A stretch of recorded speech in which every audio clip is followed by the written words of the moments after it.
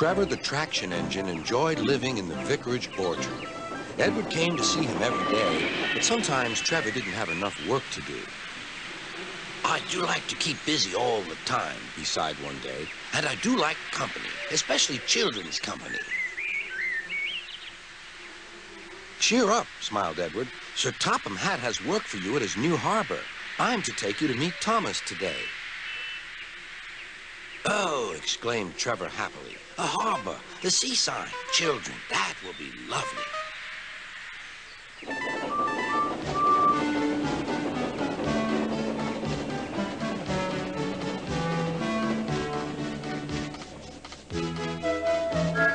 Thomas was on his way to the harbor with a trainload of metal pilings. They were needed to make the harbor wall firm and safe. Hello, Thomas, said Edward. This is Trevor, a friend of mine. He's a traction engine. Thomas eyed the newcomer doubtfully. A what engine? A traction engine, explained Trevor. I run on roads instead of rails. Can you take me to the harbor, please? Sir Topham Hatt has a job for me. Yes, of course, replied Thomas, but he was still puzzled. Workmen coupled Trevor's car to Thomas's train, and soon they were ready to start their journey.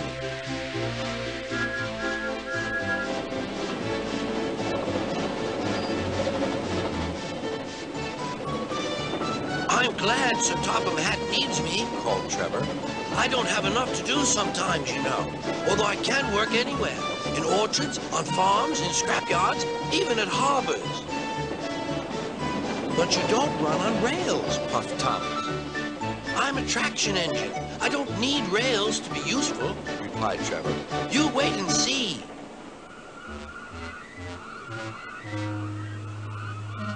When they reached the harbor, they found everything in confusion. Cars had been derailed, blocking the line, and stone slabs lay everywhere.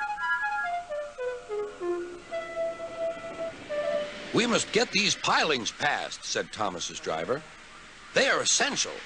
Trevor, we need you to drag them round this mess. Just the sort of job I like, replied Trevor. Now you'll see, Thomas. I'll soon show you what traction engines can do. Trevor was as good as his word.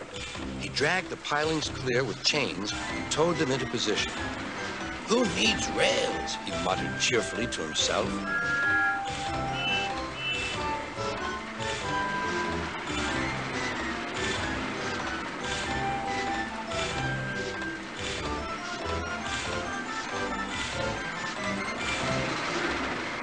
Later, Thomas brought Annie and Clarabelle to visit him. Thomas was most impressed. Now I understand how useful a traction engine can be. The coaches were full of children. Trevor gave them rides along the harbor. He liked this best of all.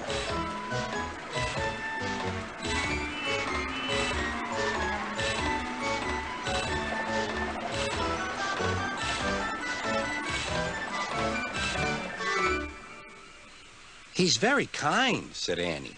He reminds me of Thomas, added Clarabelle. Everyone was sorry when it was time for Trevor to go. Thomas pulled him to the junction.